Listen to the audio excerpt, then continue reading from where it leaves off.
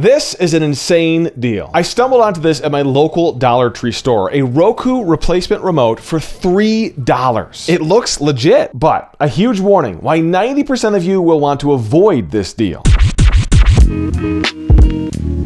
Tack it before you wreck it. What's up, geeks? I'm Kirk. How could you pass this thing up? A Roku replacement remote for $3 compared to the $20 you'd pay for a Roku branded remote. It looks legit, feels legit, but here's the thing. There's one main reason why this thing could end up being nothing more than a paperweight for some of you. I'm testing it out. You gotta see the odd design choice of these buttons on the bottom of the remote. I've never seen a design like that before. And stick around, because I'll break down why buyer beware. This may not be the remote that you think it is. But first, let's see what you get for half the price of a Starbucks. The box itself is super small. It looks like this. It says media and TV remote on the front, but as you can tell, it's more than that. It's a Roku dupe remote. It looks just like the Roku remote that we're all used to from a company called Prisma, which I've definitely never heard of. Very simple on the side, very basic description of the remote on the back. It says compact, user-friendly. This remote controls a replacement remote that is compatible with Roku TV models. Simple setup, easy to use. It talks about TV controls, simple setup,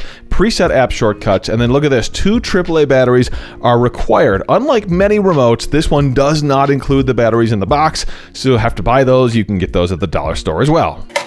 Cutting 2 pieces of tape to open up the flap on the bottom so I can slide out the remote and see what exactly comes inside the box. Here's the remote itself, and then as you can see, it looks like there's an instruction sheet inside the box as well. A super basic instruction sheet points out what each button does. It's got a very quick getting started section, but it doesn't really break down any sort of pairing process, which is important, and I'll explain why coming up in just a bit.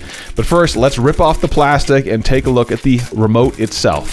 I gotta say, it's a pretty impressive Roku dupe, at least at first glance and first hands-on. You can see button for button, very similar to what we've expect here. The home button, the back button, you've got the navigation buttons in that separate bluish purple hue, and then you've got your asterisk button as well as your play pause button, etc., etc. And then you've got these app buttons, which oddly enough, I like that it's vertical. It's kind of cool, but they clearly couldn't use the logos. So you've got Netflix, Hulu, YouTube, and Disney, but just the letters. I kind of wish they just didn't put these on here. I think a lot of people would love a Roku remote that didn't have those goofy app shortcut buttons. On the side, you've got what I love, the volume control buttons on the side and the mute button on the side. Love that Roku does this because it makes it just like managing a phone when it comes to turning up the volume and whatnot. Do you hear that? The clickiness of the buttons, they kind of have a click to them, even more so than my actual Roku remote, and I love that good solid click feel when you push on a button. On the back, a basic sticker with your FCC certification, and it says 2 AAA batteries required. As I open up that battery compartment, you'll see this is where you put those 2 AAA batteries. Simple enough. You've also got this little indent on the back, just like the real Roku remote. I'm telling you, when you hold this thing, it feels that way.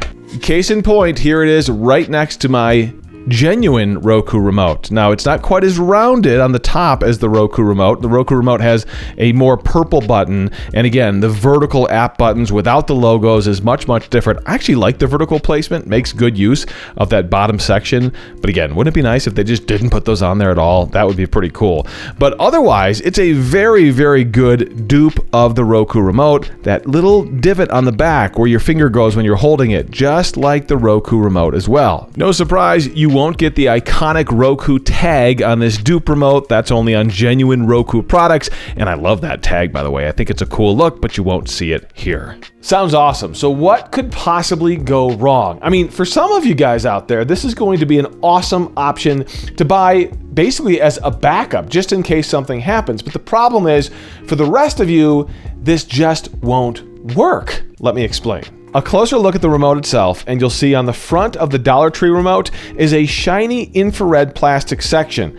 I don't have that on my Roku remote. As I mentioned, there's also no pairing instructions that come with the remote, and there's a reason for that, because it doesn't actually support Bluetooth. It only supports infrared. What exactly does that mean? Well, your remote has to support Bluetooth for Roku sticks, Roku boxes, or what Roku calls Roku players. If you have an external device that you plugged in to get Roku on your TV, this simply won't work. So it's actually on the box, but it's kind of on some of the fine print on the back of the box, and it won't work with all those Roku sticks, but what it will work with, and the reason that this remote is so cheap is because it works specifically with Roku TVs. These are TVs that you've purchased that have a Roku device already built into them. What a huge bummer. But I honestly shouldn't be all that surprised. It seemed too good to be true, and to pack a Bluetooth chip into this thing for just $3 is basically impossible. With that said, I actually really like this remote. The clickiness of the buttons was pretty impressive. The fact that they've got the volume buttons on the side, just like the normal Roku remote.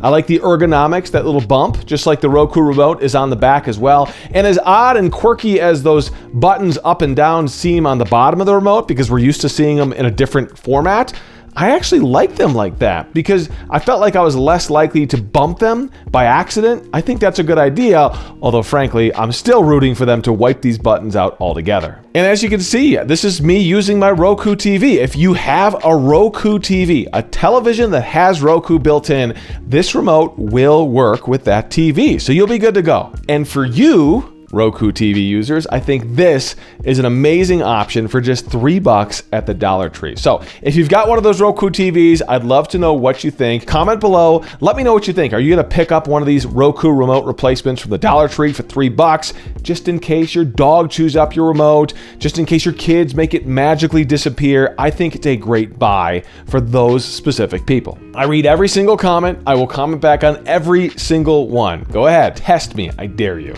And here's the thing, I've got a ton of videos on Roku tips and tricks and hacks on this channel right here in this playlist, so check out some of those other videos. I think they'll be super useful for you. And do me a huge favor, subscribe to my channel here on YouTube. I've got a lot more cool stuff coming your way. It helps me grow, but it'll also help you see those new videos that I post here on YouTube. Tack it before you wreck it. I'm Kirk.